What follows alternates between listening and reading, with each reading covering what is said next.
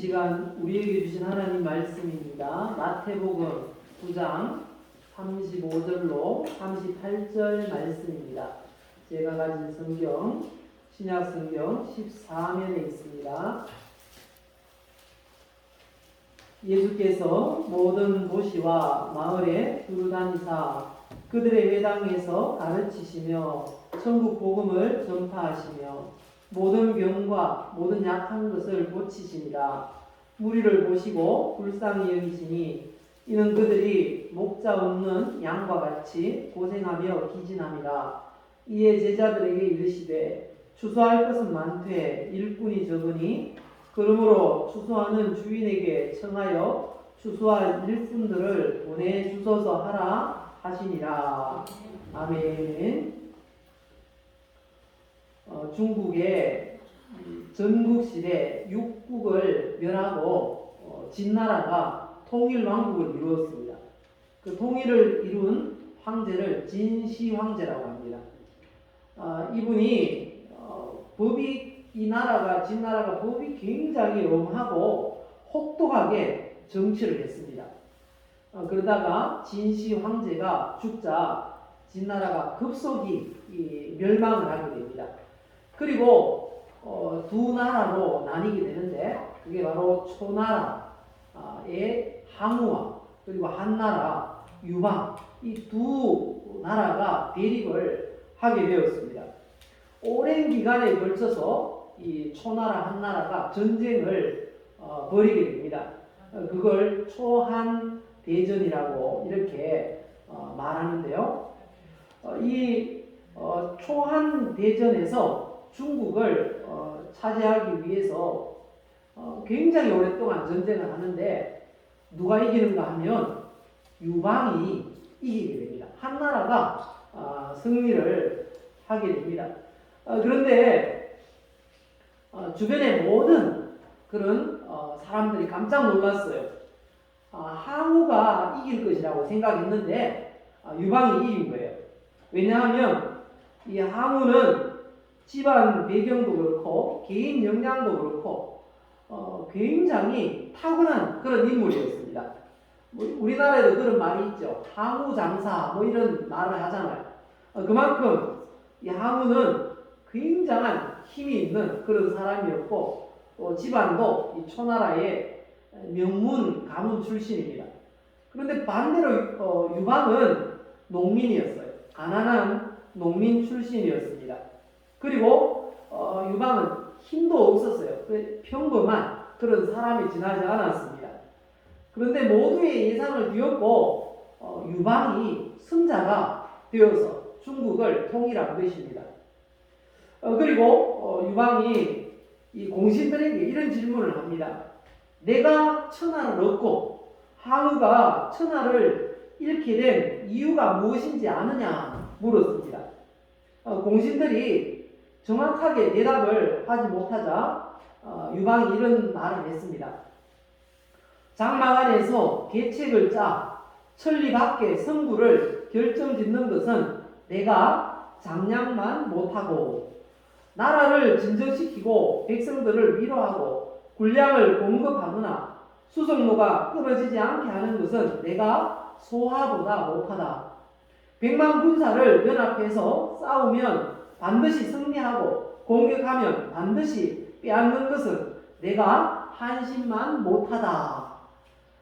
이 세 사람은 모두 인거리인데 영웅호걸이라는 것입니다. 그런데 내가 그들을 등용할 수 있었기 때문에 천하를 차지하게 된 것이다. 그렇습니다. 이처럼 인재를 많이 얻는 사람이 역사의 승자가 되었고 많은 업적을 남겼다는 사실입니다. 하나님의 일이나 교회 일을 함에 있어서도 또 사업을 하는 분들도 마찬가지입니다. 얼마나 많은 인재를 등용을 하는가, 얻는가, 사람을 얻는가, 그게 중요하다는 거죠. 일꾼이 중요합니다. 그래서 이 시간 우리에게 주신 이 말씀을 통해서 인력을 얻어라. 우리 지금 제목 한번 띄워주세요. 제목이 뭡니까? 우리가 그릇 준비. 기도할 때마다 이걸 기도해야 돼요. 어떤 기도를 지금까지 몇 가지를 말씀드렸죠? 자, 한번 따라 해볼까요? 영역, 지력, 체력, 인력. 이 사람을 얻는 것이 바로 인력입니다. 이 인력, 그릇 준비 인력, 이 인력을 얻으라 라는 제목으로 말씀을 전하겠습니다. 우리 한번 하나님 앞에 이렇게 고백합시다. 나는 하나님의 사랑을 받고 있습니다. 하나님은 나를 치료하십니다. 하나님은 나에게 복을 주십니다. 나에게 영력과 지력과 체력과 인력을 주소서. 나에게 영역과 지력과 체력과 인력을 주소서. 예, 영력, 지력, 체력, 인력을 얻어서 이 땅에 살아갈 때 승리자가 되시고 또 하나님 앞에 영광스럽게 서는 우리 모두가 되시기를 예수님의 이름으로 축복합니다. 인력이라고 하는 건 쉽게 말하면 만남의 복입니다. 만남의 복. 이 만남의 복이란 어떤 사람과 만남이 복이 될까요? 만남이라고 다 좋은 것은 아닙니다. 만남에는 이 세 가지 종류가 있다고 어떤 분이 이야기를 하더라고요. 첫째는 생선 같은 만남이라는 것입니다. 이 만지기만 하면 비린내가 나요. 서로에게 좋지 않은 영향을 준다는 것입니다. 시기 질투를 하고 또 뒷담화를 하고 만남이 오래 갈수록 원한을 남기게 되는 그런 만남이라는 거죠. 그리고 두 번째는 꽃과 같은 만남입니다. 이 꽃과 같은 만남은 처음에는 너무 좋아요. 향기가 나고 좋아서 어쩔 줄 모르는 그런 만남인데 이 화무 11호 그러죠. 꽃이 열흘 동안 붉은 꽃이 없다 이렇게 말하듯이 오래 가지 못해요.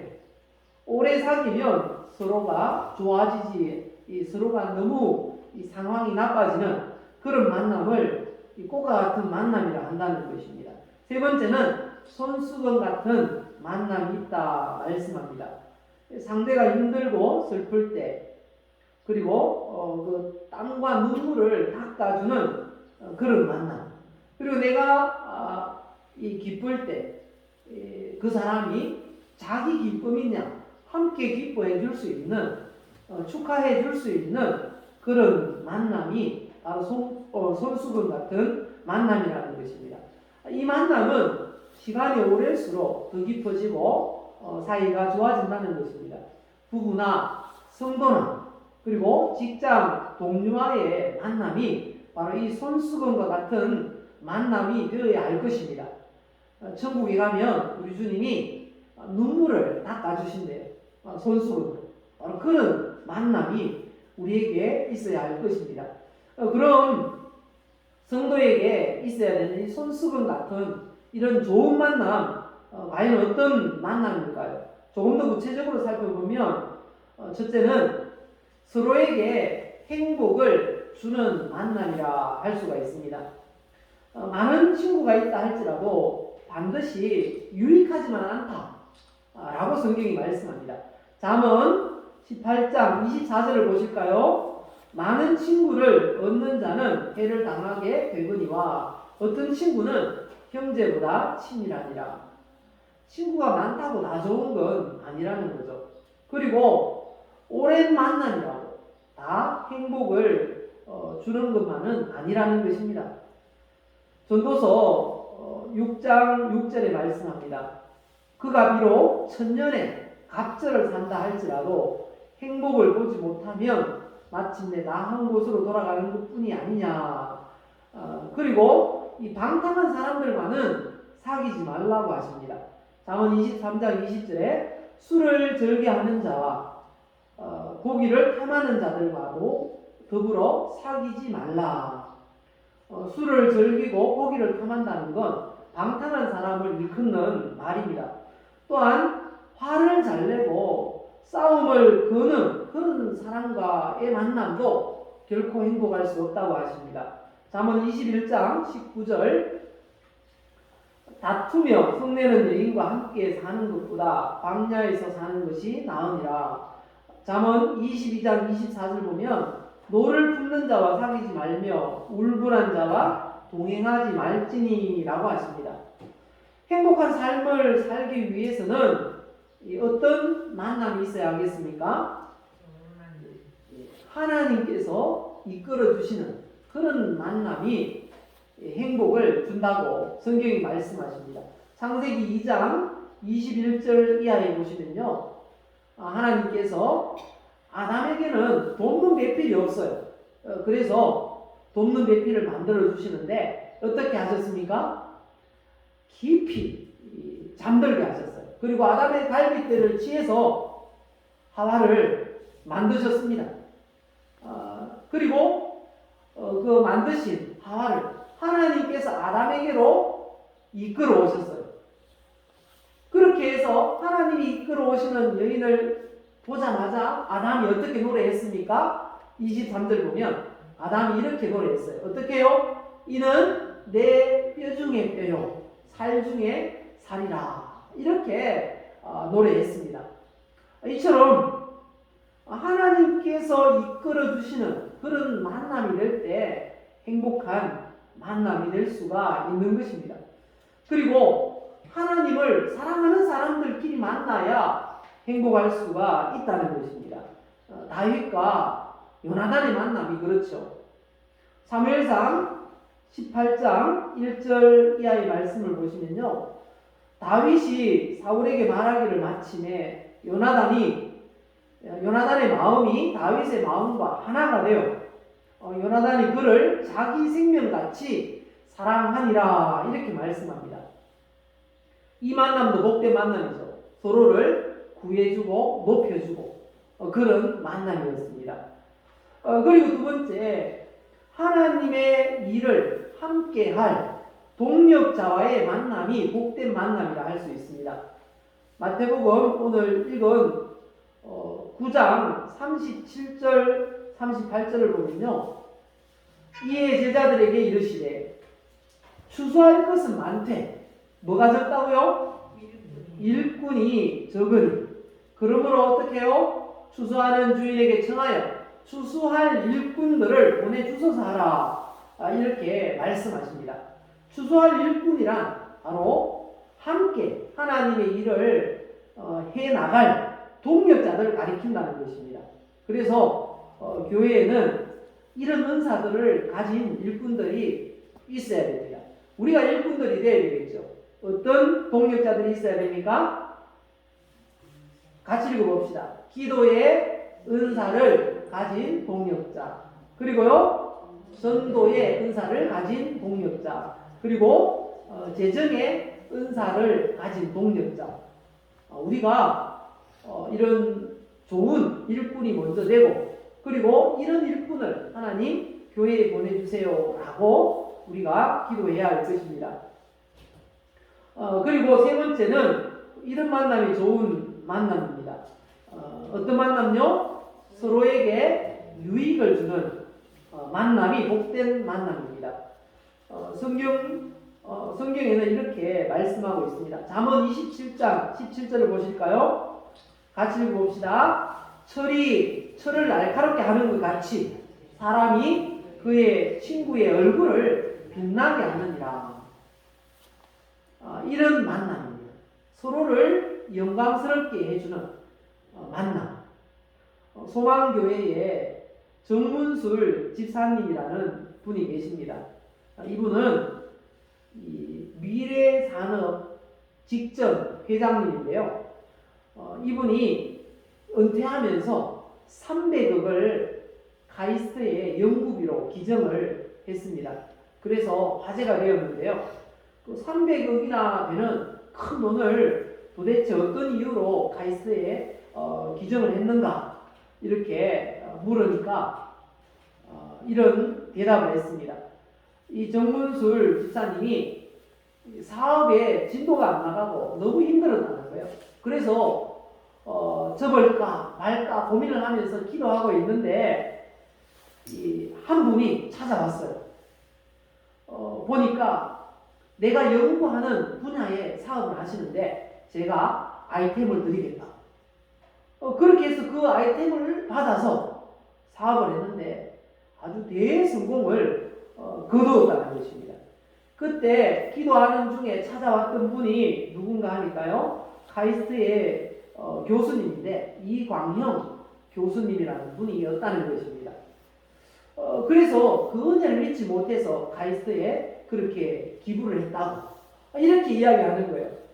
그래서 또 기자가 이영광 교수님을 찾아갔습니다. 왜 그렇게 했냐고. 뭐 알지도 못하는 그 사람에게 왜 찾아가서 그렇게 좋은 아이템을, 사업 아이템을 줄 수 있었냐고 하니까 이분은 또 이렇게 대답을 하더라는 것입니다. 국가가 저를 선진국에 유학시켜서 과학기술자가 되도록 했는데 어떻게 해서든지 이 사회에 보답을 하고 싶었다. 그래서 만난 분이 바로 그분이라고 이렇게 이야기를 했다는 것입니다. 이처럼 이 정문술 집사님과 이영광 교수님의 만남, 이런 만남이 서로에게 유익을 주는 복된 만남이라는 것입니다. 이처럼 서로에게 유익을 주는 그런 만남이 우리 성도들 간에도 있어지기를 주님의 이름으로 축복합니다. 그러면 우리 교회가 어떻게 하면 이런 복된 만남, 좋은 일꾼들이 모이는 그런 교회가 될 수 있을까요? 세 가지로 살펴보고 말씀을 마무리하겠는데요. 첫 번째는 아둘람 공동체와 같이 이 아픔을 치유하는 그런 교회가 되어야 한다는 것입니다. 다윗이 사울왕을 피해서 도피 생활을 시작한 지 얼마 되지 않아서 이 아둘람 굴에 숨게 됩니다. 그곳에 숨어 있는데 어떻게 소문이 났는지 다윗에게로 사람들이 몰려오기 시작했습니다. 몰려와서 400명이나 되는 많은 사람이 되었습니다. 나중에는 600명이 됩니다. 그런데 어떻게 이렇게 큰 공동체를 이루게 되었는가 보았더니 거기에 찾아온 사람들이 이런 사람들이었어요. 사무엘상 22장 2절을 보실까요? 환난 당한 모든 자, 그리고 빚진 모든 자, 마음이 원통한 자, 이 사람들이 다 다윗에게로 왔다는 것입니다. 아둘람 굴로 와서 이 공동체를 이루게 된 이 사람들은 세 부류의 사람들이었어요. 첫째는 환난 당한 모든 사람들. 이 말씀은 외부로부터 가해지는 계속적인 압력을 받아서 고통과 곤핍을 겪고 있는 사람. 두 번째 부류는 빚진 모든 자들이었습니다. 원문을 직역하면 그에게 이자를 내는 모든 사람들이라는 것입니다. 빚을 갚지 못해서 도망쳐온 사람들입니다. 그리고 세 번째 부류는 마음이 원통한 자들. 마음에 큰 상실을 얻었어요. 그래서 고통스러운 상태가 되었다는 겁니다. 새끼를 빼앗긴 곰이 격분에 있는 것처럼 나라에 대해서, 정치하는 사람들에 대해서, 다스리는 사람들에 대해서 분노를 품고 있는 사람들이 다윗에게로 몰려왔다는 것입니다. 그런데 그렇게 모인 사람들을 어떻게 했다고요? 다 받아들였습니다. 맞습니다. 다 품어주었습니다. 그리고 그곳에서 지내면서 상처들이 다 치유가 되었습니다. 나중에는 다윗이 통일 이스라엘 나라를 세울 때 모두가 개국 공신이 되었어요. 그래서 성경은 이런 공동체를 바로 교회라고 말을 하고 있습니다. 교회라고 말을 하는데 어떤 우리가 어떤 교회를 추구해야 되는가? 잠언에 보면 이렇게 말씀합니다. 잠언 19장 6절입니다. 우리 같이 읽어보실까요? 너그러운 사람에게는 은혜를 구하는 자가 많고 선물 주기를 좋아하는 자에게는 사람마다 친구가 되느니라. 우리 교회가 바로 이 아둘람 공동체 같은 이런 교회가 되어야 한다는 것입니다. 어떤 사람들이든지 다 품어줄 수 있고 들어오는 사람들이 다 치유가 되는, 회복이 되는 그런 교회가 되도록 우리가 기도해야 할 것입니다. 들어오면 상처가 치유가 되는 겁니다. 그리고 받아주는 거죠. 우리 교회가 이런 교회가 될 수 있기를 예수님의 이름으로 축복합니다. 그리고 사람들이 모이는 그런 교회가 되려면 두 번째는 전도하는 교회가 되어야 한다는 것입니다. 오늘 읽었던 마태복음 9장을 보시면요, 예수님이 무엇을 하시다가 일꾼이 부족하다고, 일꾼이 필요하다고 말씀하셨습니까?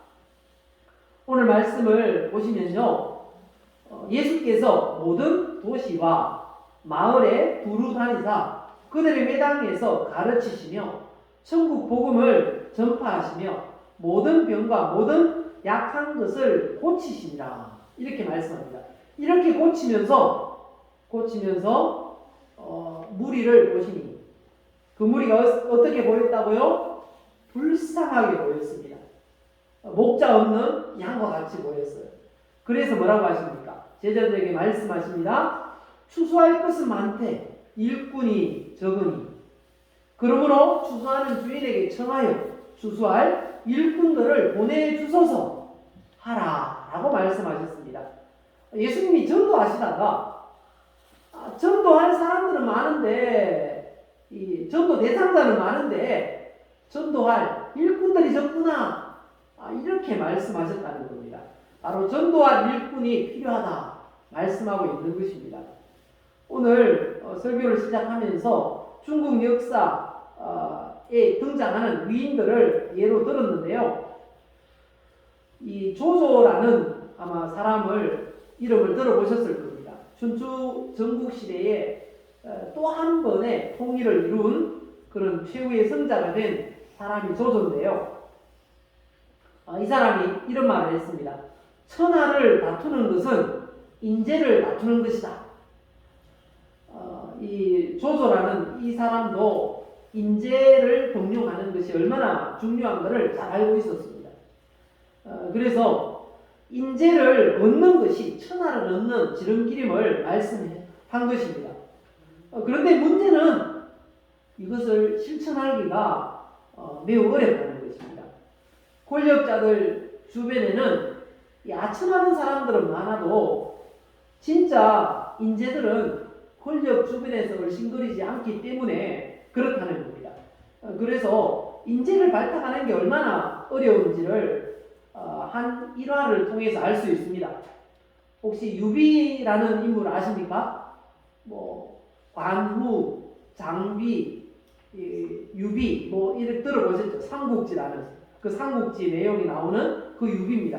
유비가 이 시골에 일개 시골 학자에 불과했던 제갈량, 나중에는 제갈공명이라고 하죠. 이 제갈량을 모시기 위해서 이 인재를 등용하기 위해서 어떻게 했는가 하면 삼고초려를 했다는 겁니다. 삼고초려가 무슨 말인가 하면 초가집을 3번 방문했다는 것입니다. 그분을 모시려고 3번이나 찾아갔다는 거죠. 그렇게 해서 제갈공명을 얻었습니다. 이처럼 인재를 얻으려면 찾아가야 된다는 거죠. 교회도 마찬가지라는 것입니다. 교회에 일꾼을 얻기 위해서는 전도를 해야 된다는 것입니다. 성경에도 좋은 예가 있습니다. 사도행전 11장 25절 이하에 보시면 바나바가 사울을 찾으러 다소에 가서 만남에 안디옥에 데리고 와서 둘이 교회에 1년간 모여 있어 큰 무리를 가르쳤고 제자들이 안디옥에서 비로소 그리스도인이라 일컬음을 받게 되었다. 이렇게 말씀하십니다. 여기 보면 바나바가 사울을 찾으러 다소로 갔답니다. 지금 바나바가 있는 장소가 어딘가 하면 안디옥입니다. 안디옥에서 다소까지 거리가 얼마인가 하면 250km. 쉽게 표현하면 혹시 판문점에 가보셨습니까? 신월교회에서 판문점까지 거리입니다. 그 거리를 걸어갔다가 걸어오는 거죠.